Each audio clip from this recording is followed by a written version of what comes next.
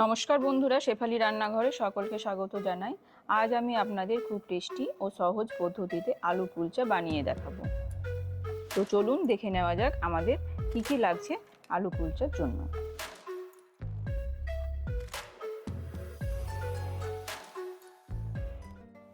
আলু কুলচা বানানোর জন্য সবথেকে প্রথমে আমি একটা বড় বোলের মধ্যে নিয়ে নেব 2 কাপ ময়দা। এর মধ্যে দিয়ে দেব নুন আর চিনি। এবার আমি এগুলো ভালো করে মিশিয়ে নেব। এর মাঝখানে একটা জায়গা করে নেব। এর মধ্যে আমি দেব 4 চামচ ফেটানো টক দই। এরপর দেব হাফ চামচ বেকিং পাউডার আর হাফ চামচ বেকিং সোডা।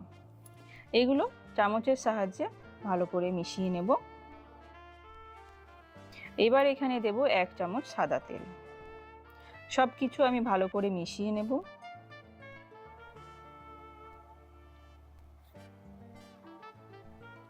এরপর এখানে অল্প অল্প করে জল দিয়ে একটা ডো তৈরি করে নেব।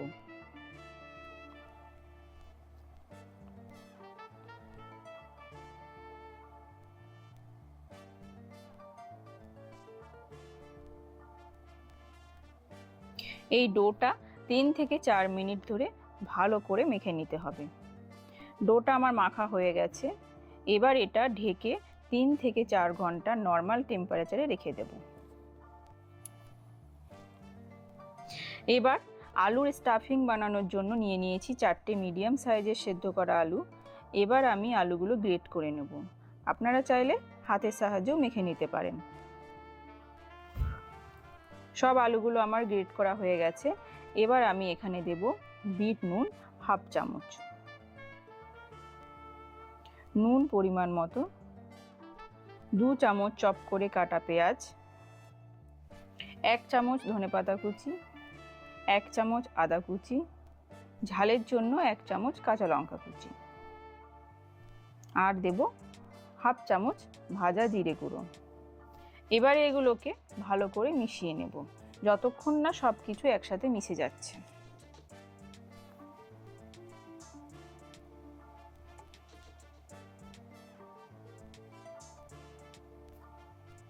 এবার দেখুন 3 ঘন্টা পর ডোটা কি সুন্দর সফট হয়ে ফুলে গেছে। এবার এই ডোটাকে আবার ভালো করে মেখে নেব।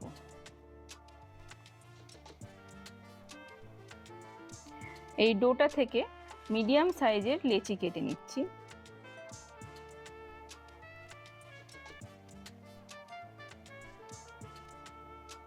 সব লেচি আমার কাটা হয়ে গেছে। এবার একটা করে লেচি নিয়ে এর মধ্যে স্টাফিং ভরে নেব।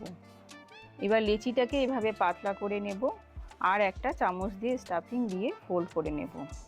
ঠিক আমি যেভাবে করছি আপনারাও বাড়িতে একবার এইভাবে ট্রাই করে দেখবেন।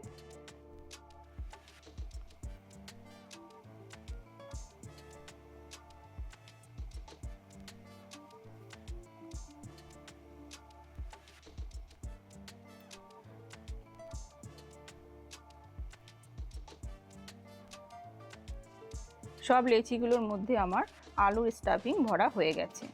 এরপর শুকনো ময়দা ছড়িয়ে এগুলো বেলে নেব।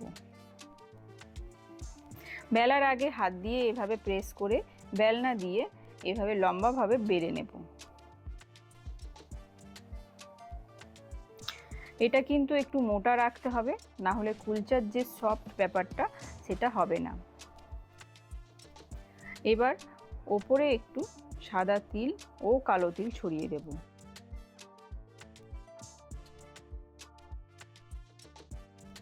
আর ওপর থেকে একটু দেব ধনেপাতা। এবার এগুলোকে হাত দিয়ে একটু প্রেস করে দেব।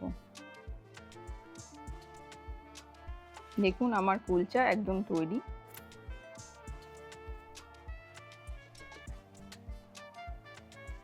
এবার একটা ননস্টিক প্যান গরম করে এর ওপর দিয়ে দেব।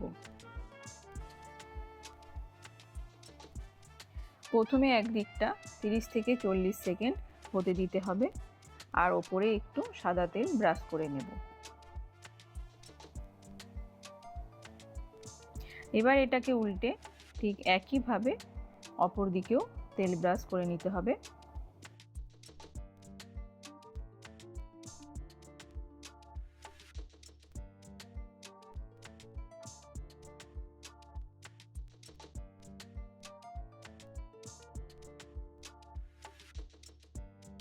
আর এইভাবে কুলচাটাকে দুদিক ভালো করে ভেজে নিতে হবে।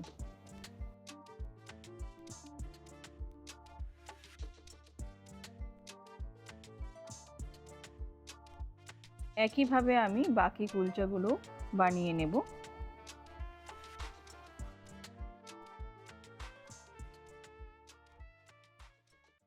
আশা করি আমার এই সিম্পল আলু কুলচা আপনাদের নিশ্চয়ই ভালো লাগলো।